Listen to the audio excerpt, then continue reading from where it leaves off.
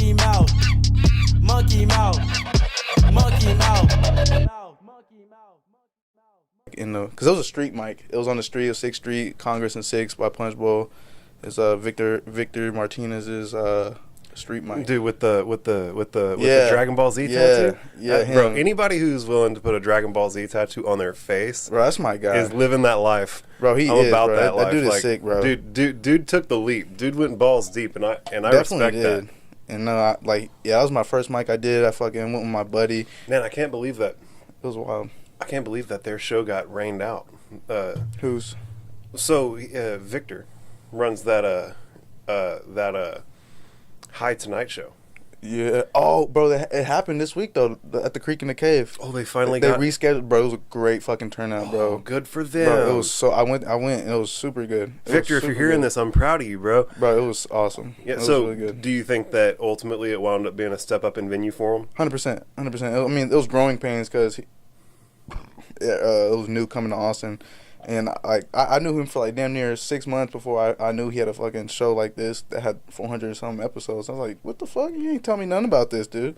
And he said like a bunch of good people on there. One of my favorite quotes was that real G's move in silence like exactly. lasagna. That's my favorite rapper. So you're a Weezy fan?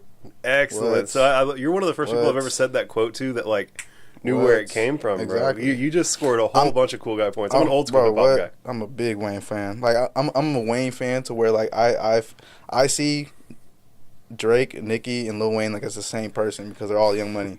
So, that's the way I see it. So let me, because I know you're going to be one of the only people I can talk to about this who's going to know what the fuck I'm talking about. What? Do you believe that Gillie is actually his ghostwriter? Bro, I don't believe it. First of all, I don't believe that shit. Bro, Gillie the Kid, I heard the diss tracks and shit like that, but that Don Cannon, whenever Cannon, that diss track to Gillie, bro, what? Yeah, it definitely like... He's not ghostwriting that. Whenever they started going at one another... and his diss track was better than anything Gillie ever put out. Exactly. The diss track. Exactly. The diss track. And that wasn't his best work. On the mixtape. Exactly. That wasn't anything close to Wayne's best work. And like, hey, you measure those two things. Who are you telling? I had this debate with so many people growing up. I remember in middle school whenever he dropped Dedication 5, I was in 8th grade because we're waiting on the Carter. Yeah, we're waiting on the Carter 5 at that point. Yeah. Or the Carter 5. We're waiting on it for years. And I remember on my mixtapes, I was looking at it. It said Carter 5 dropping October, and it's supposed to be that year when it's supposed to drop. And then he dropped the Dedication 5, and I was like, bro, this man is the best. Like, he was fucking remixing everything, every hot song that year. And that year was a great year for hip hop. He remixed every good song that year and made it fucking better. He remixed Kendrick's "Don't Kill My Vibe" and made it better than his song. He remixed New Slaves, Kanye, and made it better than his song. He remixed fucking Bugatti. He remixed Cream from Wu-Tang Clan. Stop. And that song was better than the original too. Cream. I can go on and on about that guy. That guy's ridiculous. Bro, I've listened to so much goddamn Lil Wayne in my life. And when I found out, the day I found out about that 10,000 bars, I freaked the fuck out. I watched that video, and once I found out he was tearing pages out the shit, I watched documentaries. I remember the documentaries used to come on Views and shit about him. Like, I know exactly what you're talking about. You know the ones I'm talking about. Yeah, I watched them. I watched them all. There's like fucking a bunch of them back to back to back. And I was like, bro, this fucking guy is ridiculous. Clearly genius. Like, clearly a particular type of genius. And did it so on point, and it was just like perfect, and never will happen again. Him and Drake. That's why I put him and Drake. Those are the closest two, and it's the same person, really.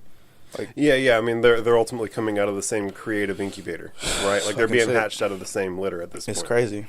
Nicki too. Like, I put them all together. Like, that whole camp is ridiculous. Young Thug came out of that same little Birdman wheel. Like, all of them is ridiculous. It's crazy. So who's your favorite rapper right now who someone who's listening may not have heard of, that's like on the come up right now, who's like maybe still living in the underground scene? Ooh, my favorite rapper? Well, not necessarily. I mean, we've established that Weezy's your favorite, right? But like, yeah. So, but with the added filters of someone who like isn't necessarily in the mainstream right now, but that's on the come up. Like, who's that person who you're jamming right now that you wish that everybody heard more of? Bro, honestly, I've been on a lot of like California rap, and like some Detroit stuff. Like there's this rapper from Detroit called Peezy. Bro, I've been rocking Peezy for years. Really? Yeah. I just. Yeah, Bro, that I've been guy, rocking Peezy for years. Bro, I'm listening to his new album right now, and this guy is going from the New York drill flows to the Chicago flows. So versatile. And just going, he's singing a little bit. And all on one, and it'll do it all on one track too. All on one track. It almost sound like a whole different rapper, but it's like, wow, this is just Peezy. It's like, it's solid. And his new rap, and to find out that he's like one of the first newer Detroit rappers to actually do it, and then with that flow or whatever, I didn't know that. Isn't T Grizzly from Detroit? Yeah, T Grizzly too. Bro, T Grizzly is the truth. I remember when I first day out, I was like a sophomore, junior in high school. Bro, that thing blew the fuck up. So, I can't remember if it's first day out or what, but I have a buddy named DJ Purplei5h. Yeah. DJ Purplei5h, you bitch. And he was actually going to be on the podcast at one point, and I accidentally, because I'm a high ass. Everything that I do, I'm high. And so I fuck up. Like I'm not a professional by any stretch of the imagination, dog. I'm a fuck up. And I accidentally booked him on the wrong.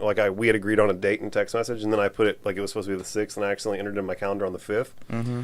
And I was like on my way to a Joe Rogan show, and he was like, "Bro, are we gonna do it tonight?" And like I thought he'd stood me up because I texted him the day before, being like, "Are you gonna come by?" And he didn't respond. And I guess he was just like waiting, has his own shit going on, waited to respond the day of whenever he was supposed to be there. And I was like, bro, I thought you stood me up. Like, I clearly fucked the scheduling up. And so, Ish, you know that's my bad. We need to get you on the pod sometime. But he's like the closest thing to DJ Screw on the planet right now. Really? Oh, yeah. Yeah, if you're into any type of like old school chopped and screwed shit. Yeah, my brother put me on that shit. I remember my brother put me on that shit. Yeah. My brother put me on a lot of music. Well, the thing that I was working to is that DJ Purplei5h put his spin on First Day Out. Oh yeah, yeah, and it's really really good because First Day Out was one of like my favorite songs of that year. Oh, and then DJ Purplei5h put that Texas drip on it, and it was just beautiful. Crazy. I really do believe that like if we could get every dope track that comes out from every unique sounding area and then pass it through the filter of DJ Purplei5h and have it like really well chopped and screwed, bro, that would be like that's like the broad new horizon of music for me. I think that we should be chopping and screwing and slowing down everything. Everything.